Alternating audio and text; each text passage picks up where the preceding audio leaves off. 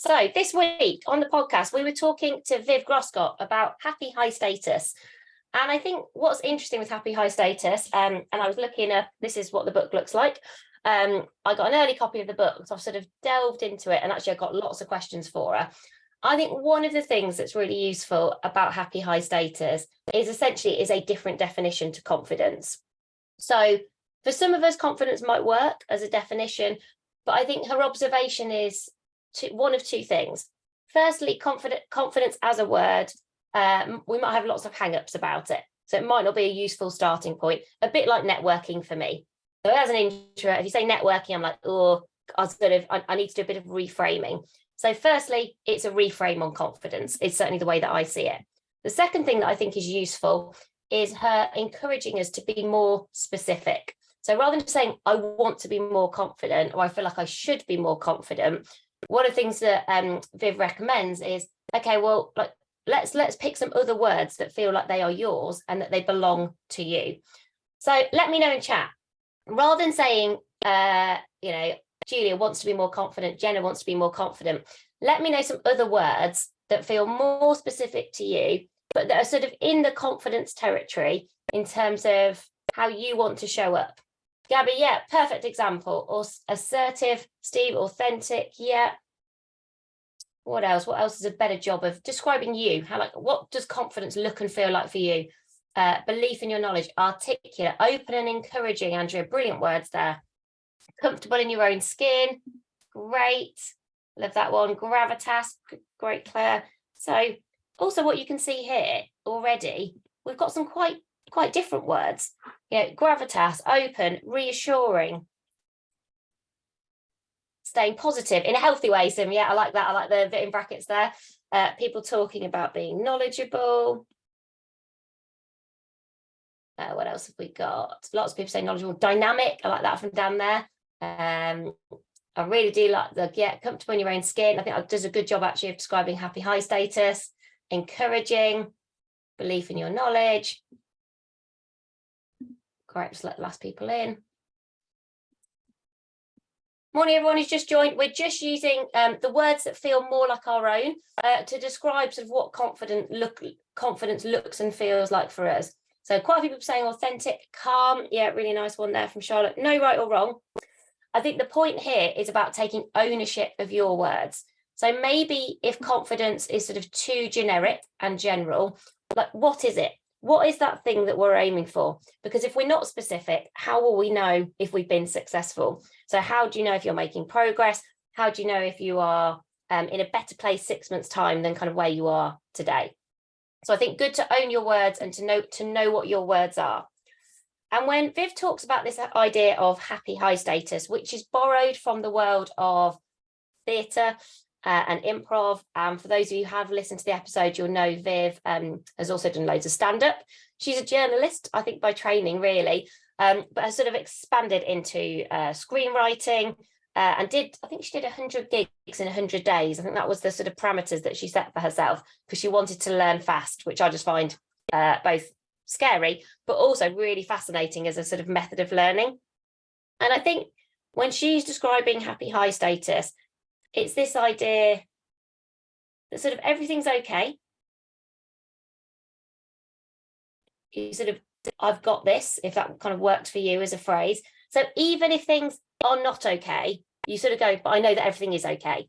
So even if your presentation doesn't go exactly to plan, even if you have a question that you can't answer, you sort of go, yeah, but it's okay.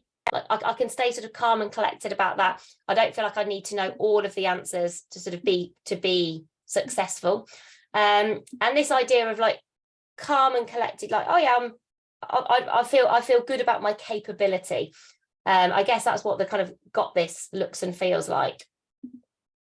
Let me just check everybody can hear me okay. Do let me know if for whatever reason you can't hear me okay. And then when she describes happy high status, she does then bring together lots of the words I think feel quite familiar. So she talks about confidence, talks about having self-belief, and actually this point about capability. So I think one of the watch outs Yeah, confidence paired with warmth and empathy. Yeah, one of the watch outs here on capability, and lots of you said knowledgeable, is just make sure you're not sort of setting yourself up on a pedestal that's really unrealistic. So what knowledgeable can't be is, I know everything, I'm always 100% prepared, I can answer any question that you throw at me. And sometimes I think we set unrealistic expectations of ourselves that we would never apply to anyone else. So just think about when you are defining this for yourself. So when you're going back to those words that are sort of your confidence words, having gravitas doesn't mean that you won't ever be surprised. It doesn't ever mean that you won't have a moment where you feel a bit less confident. I think what I like about Viv's work generally is it's quite realistic. I like how realistic it is. So we're not sort of saying, oh, we go through life and our confidence never wavers. We get to a point and then it sort of stays still. Of course, everybody's confidence goes up and down in a day, in a week. But I think happy high status is more a sort of sense of knowing that that's going to happen and still feeling calm and open, and that you've broadly got it and that it will be fine. And so we're not, those moments that do feel tough where we are challenged in a meeting, where someone senior disagrees with us, it doesn't throw us to the extent where then we start to label ourselves, oh, it's because I'm not a confident person. Oh, it's because I'm not a knowledgeable person. You sort of see it for what it is. Okay, well, that was just a question that I didn't know the answer to. Or maybe that person, were they being difficult? Maybe, they weren't being constructive in how they asked that question. So I guess we have that ability to zoom out, to stay calm, to stay confident. So this idea of happy high status, I think, is a reframe really in terms of like, how do we get that self-belief and that confidence that so many of us would like more of. Let me know now, what are some of the main barriers or myths do you think that get in the way of being more confident? When do we get in our own way? When is there some external beliefs that we might have about confidence and self-belief? So what are some of the barriers? These could be your own ones that you've experienced, but what sort of stops us in our track? That self-critic, self-doubt, imposter syndrome. What if I fail? Felicity there, yeah, great observation. Oh, I'm not an extrovert, so I couldn't possibly be confident. I've never seen any research about extroversion and introversion that says extroverts are more confident, introverts are less confident. Extroversion and introversion usually is about where we get our energy, how we particularly re-energize. Introverts tend to re-energize by themselves, being quiet, maybe with small groups of people. Extroverts tend to re-energize with big groups of people and by socializing. That's very different to confidence. But I think we mistake extrovert traits, being sociable, maybe the person you hear the most in a meeting, for, oh, and then they must be confident. So that's definitely a good one to just sort of let go of. Unprepared, doing something for the first time, rejection, comparison. Yeah, these are all great insights. Comparison is a really big one. I think confidence looks and feels different to all of us as individuals. We always say in Squiggly careers, we want you to have a career as individual as you are. And so if we look at somebody else and think, well, they're really confident, so I have to be like them, I think we're sort of making a mistake of losing that authenticity. Lots of you said about being authentic. I think figuring out what confidence looks like for you has to sort of start with you. Like, what are your strengths? What are you already good at? What is confidence? How is it most likely to show up from you? Doesn't mean we can't learn from other people, and doesn't mean we can't sort of steal a bit of brilliance or think, well, that seems like a sensible thing. That's a smart thing to do, so I can learn from that. But you still have to do it in your own way. I remember working for some brilliant bosses who were all very different to me, really different. And for a while thinking, well, if I want to do jobs a bit like them or roles with the influence and impact that they have, I have to be like that person. But a lot of the time that was changing my personality too far from sort of who I was. Once I sort of reconciled myself essentially to going, oh yeah, but I'm not that person. And actually things I've got are really useful. How can I build on those? Much more helpful starting point for confidence. So we've got comparison, extroversion. Then we've got all of our gremlins, as we call them, beliefs that hold you back, fear of failure, fear of not being smart enough, fear of not being prepared enough, Julia, a great example there, fear of not being smart enough is a gremlin. It's so interesting how we worry about what we don't know rather than feeling good about what we do know. What else have we got? Just check I've not missed anything. That's interesting, Hannah. Extroverts are so lucky. You'd like to get your energy from being around other people. I'm an introvert, and I wouldn't want to be an extrovert for all the tea in China, because I really enjoy spending time with people. I just don't want to spend time with people all the time, and I think that's okay. If you're more introverted and you haven't read Quiet by Susan Cain, I know books are not for everyone, but that is a book that is worth reading. That transformed my relationship with myself in terms of being an introvert. So maybe check that out if you're sort of grappling a little bit with the, oh, but I wish I was a bit more extrovert, because I was a bit like that for quite a while. I used to sort of think I had to be very extrovert. Lots of fears in here. Fear you're wasting other people's time, relying too much on, Jenna, great observation, on external validation. Yeah. So I feel confident because somebody else has given me praise. I look for other people to make me feel good rather than figuring out, well, how can I feel good for myself? Oh, great. Thank you, everybody, for putting in those links to things. So we're now going to dive a little bit deeper into, you've thought about maybe some reframing around confidence. So what are the words that matter to you that maybe you want to make some progress on? We've recognized there are some barriers, and lots of those barriers are quite universal. 3 questions for you now. Up to you whether you want to put these in chat or not. This is usually a pretty psychologically safe community, but you might just want to scribble these down if you don't necessarily want to share them with everybody else. I think this is quite a confronting question, but one that is really important if we want to make some progress here. Why do you want to be more confident? What's the why? Are you doing it for other people's reasons? Are you doing it for that external validation? Or can you think of a why?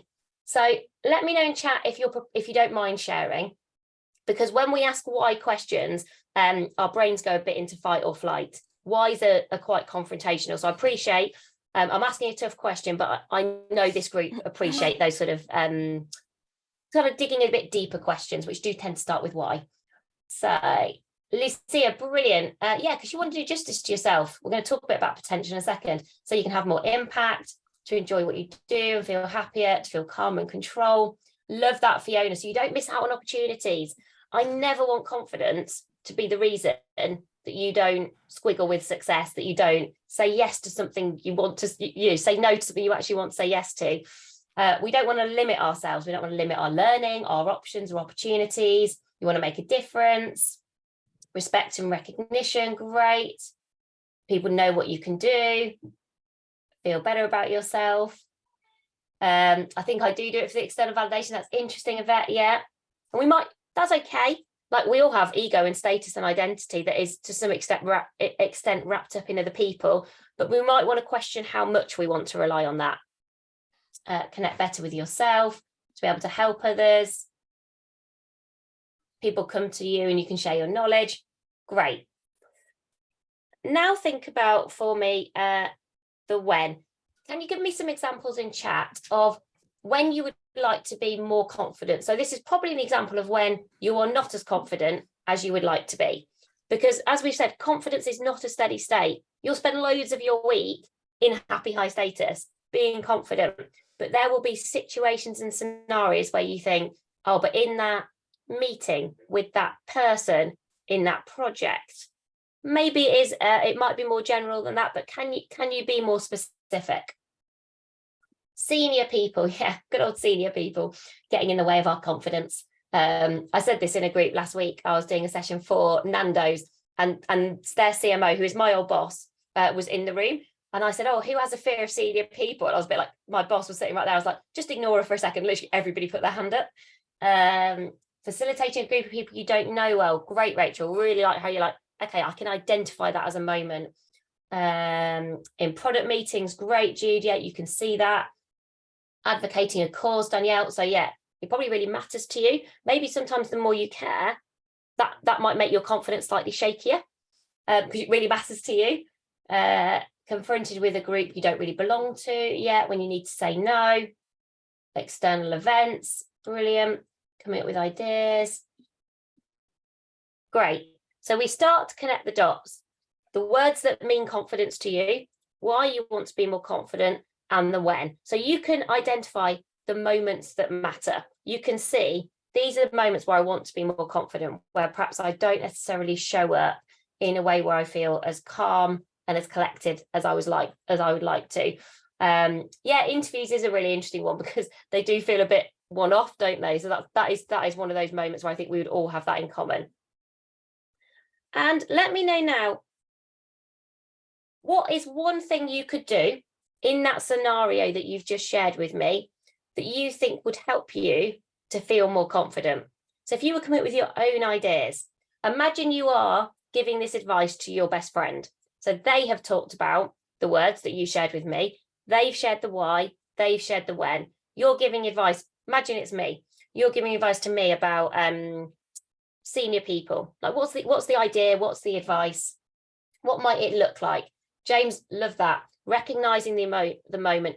We're always thinking awareness and action. So here you've got to awareness. You've probably also got to figure out the action. So like, what does that then mean in terms of what you might do? But the awareness will take you quite far. So that's a really good one. I'm going to challenge you all a little bit more on the being fully prepared. The problem with that is that someone will always ask something that you don't know the answer to. And I worry with that we are setting ourselves up for something that we can't achieve. What might we do instead of preparing more? Any ideas? Rather than, yeah, Victoria, you might have a stock answer for when you don't know the answer. That is probably a better tactic than preparing more. So it might sound like, oh, thanks for sharing that. I'd not appreciated that perspective. Can you tell me a bit more about that? Or how might you imagine that would work? Yeah, or as Victoria's saying, I also really like take the focus away from you. Let's say you've got 7 people in a room. You might say, oh, brilliant, that's really useful. That's not something that I've thought about so far. What's everyone else's point of view on that? So bring people into the conversation, gives you a bit of space, gives you a bit of time to think. If you're not quite ready to answer, yes, taking the focus away. Yeah, you don't need to know everything to contribute.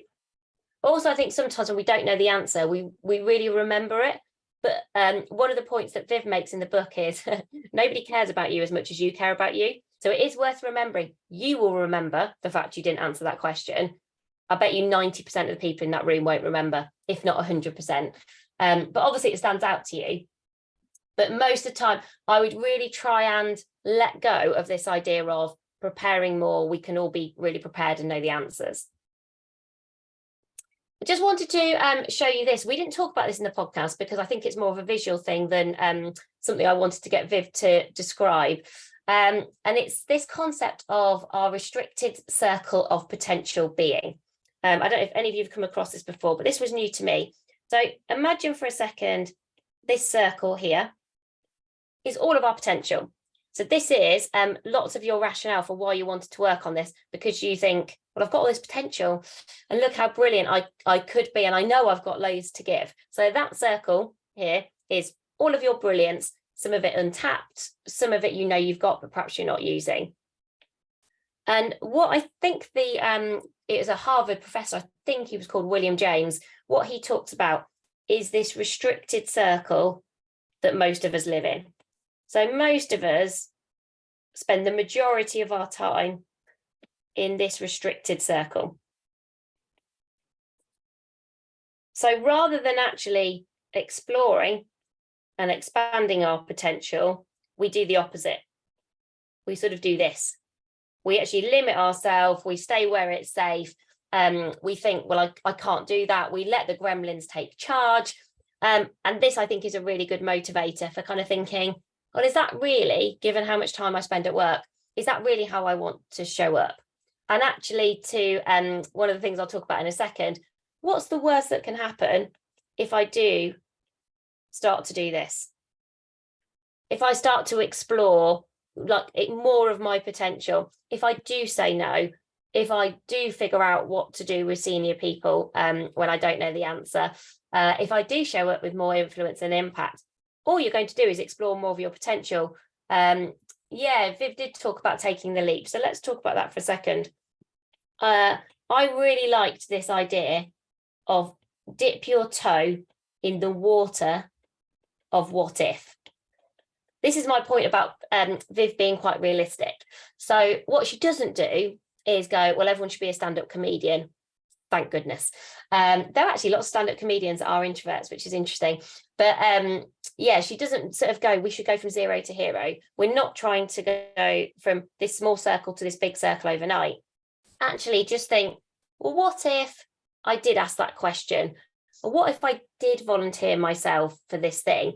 And you're doing something, I think, that takes us out of our safe zone, really, really comfortable zone, but without it being ridiculously scary. So we're not sort of going from 0 to 100. We're perhaps going from 0 to 10, from 0 to 20. So maybe have a think for yourself. What would dipping the toe of what if look like for you? What's something that you don't do that you would like to do? Based on all of those kind of scenarios and those questions I've been asking you, like, what does that look like for you? So dipping the toe in the water of what if. I have always found this helpful, and it might or might not work for you.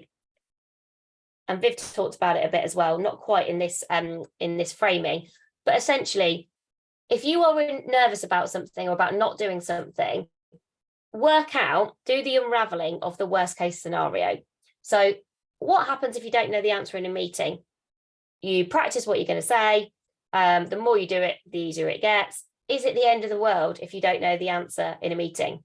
No. You know that point about everything's okay. Everything's still okay if you don't know the answer in a meeting. Let's imagine somebody here asked me a question and I don't know the answer to it. And I could think, oh, well, I'm trying to be an expert in career development. I should know any question you all asked me this morning, I should know the answer to. But I think, well, that's quite unrealistic. If anything, I just see questions that I don't know the answers to as opportunities to learn. And if that's my starting point, just being curious rather than beating myself up, that feels like an okay worst case scenario. What happens if you do a presentation and, hey, maybe you forget something you're going to say? Maybe you stumble over a slide. Is it the worst case? Probably not. Now, Viv takes it to the extreme because she's clearly stood on stage and people don't laugh. And you know, when you're just imagining that makes me feel really tense. But then here's an example for you. And you know, I was thinking this when I did it and I thought, at least I'll be able to use it in PodPlus. So most of the time when we do what career development workshops, people get really engaged, exactly like you all are. And if we do them in person, it's brilliant. You can feel the energy in the room. People are smiling and laughing, and that's great. I recently went and presented at a school in front of about 100, mainly boys, actually it was mainly a boys' school, 17-year-olds, talking about squiggly careers. And I thought, well, you know, they're younger, but they'll enjoy the drawing. Surely that'll be interesting as part of their day. They're hearing from someone a bit different. I tried to add in some contemporary content. I've got some Beyonce quotes. You know, so I tried hard to think a little bit about, okay, they're 17. That's different to when you're 57 and you're very experienced in the organisation you've worked in. And I got nothing from these 17-year-olds. And I mean, probably less than nothing. I've never seen a group of people look so bored. They looked really bored. They did not want to be there. They were really hot. It was a really hot day.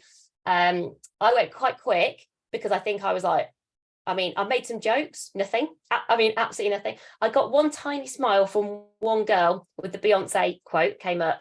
Then we got to questions. They just didn't ask anything. Absolutely. I completely died. So if you had watched that, if any of you had been there watching, and I'm not exaggerating in any way for effect, nothing. And I was like, okay, that's interesting. And I think because I got that sort of underlying happy high status that Viv talks about, I sort of went, okay, well, did I give it my best? Yes, kind of, I've got this. Is everything okay, even though I died? Yeah, it's still okay. Like, that's fine. They didn't have any questions. That's kind of not on me. Like I tried my best. I kind of gave it everything. Was it fun or enjoyable? Absolutely not. Was I really sweaty afterwards? Partly because it was a very hot school hall, but partly because nobody looked interested. Yes. But I was like, that was essentially the worst case scenario that day came true and everything is fine. And it didn't make me think, oh, I'm not good at what I do. And it didn't make me think, oh, I can't be useful for young people. It just made me think, well, perhaps not in that way. Perhaps that's not the right thing. So that's a really good example of where, you know, you're like, that worst case scenario sort of did happen. And that's with somebody who does this all the time. I present loads. I'm really happy with big groups of people. Maybe they were all reflectors, Sarah. Yeah, that's a kind interpretation, I would say. But I was actually reading this at the same time and preparing for it, and I was like, oh, well, there's another useful example. Think of them when things go wrong. Think of them as just, you know, when we talk about mistake moments, just ask yourself, well, what can I learn? That's what I sort of try and default to really quickly. Not I've gone wrong, but what can I learn? And then the other one is just think about, let's try and do a different colour, role models. So this is not about comparing, but it is about observing. A lot of things about coaching is about being really good at noticing. Notice those people who seem to have that self-belief or that confidence or that happy high status, whatever you want to call it, in a way that you admire. Like, well, what do they do well? How do they respond to senior people? How do they present in a way that works for them, even though maybe they're a bit more introverted? How do they come back from when things go wrong? Because though we don't want to compare, we still want to learn from other people. And I always think if you can sort of notice with the people that you spend time with, who seems to have that happy high status, who seems to have the calm, collected, gravitas, those words that you're aiming for, where else do you see those words in your work or in the world? And what can you learn from watching other people? Yeah, you're exactly right, Jess. Maybe it was a smaller class size. We're going to keep experimenting. Again, think of them experiments rather than that was a disaster. I did have an ice cream straight afterwards, I have to say. I was just wandering around the city centre. Then I think I saw some of the kids on their lunch break and I was a bit like, oh, this is awkward. I don't want to have a chat with these kids while I'm eating this like Mr. Whippy and they're getting their like frappuccinos from Starbucks or whatever. But I will remember it. It was a memorable experience. So if you want any Viv recommendations, her podcast is called How to Own the Room. Her book, Happy High Status. Her books are always a good read. They're funny, they're insightful, they're knowing, they're not hard to read. How to Own the Room is also really good if you want to spend a bit more time, I would say, on presenting, public speaking, that kind of thing. Happy High Status, more about confidence and self-belief. I hope that's felt helpful. We are back with you next week. I hope it's Helen who's back with you next week because I will be in Crete on holiday. And then I think we've got one more PodPlus before the summer. So I will come back relaxed and not very brown from my holiday and have a chance to spend one more week with you before we all have a bit of a break in August. Thank you so much, everybody. I hope that's felt useful. See you soon. Bye, bye, bye.